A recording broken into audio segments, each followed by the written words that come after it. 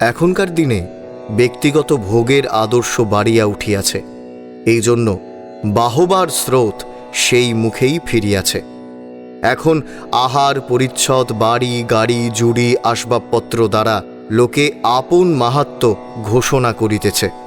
ধনীতে ধনীতে এখন এই লইয়া প্রতিযোগিতা।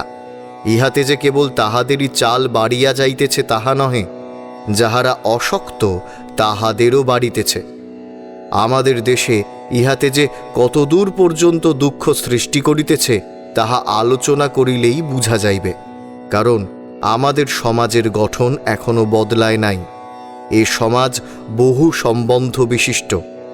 দূর নিকট স্বজন পরিজন অনুচর পরিচয় কাহাকেও এ সমাজ অস্বীকার করে না।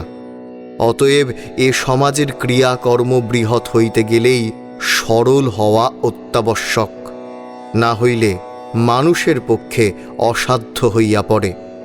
পূর্বেই বলিয়াছি, এ পর্যন্ত আমাদের সামাজিক কর্মে এই সরলতা ও বিপুলতার সামঞ্জস্য ছিল। এখন সাধারণের চালচলন বাড়িয়া গেছে, অথচ এখন আমাদের সমাজের পরিধি সে পরিমাণে সংকুচিত হয় নাই। এই জন্য সাধারণ লোকের সমাজকৃত্য দুঃসাধ্য হইয়া পড়িয়াছে।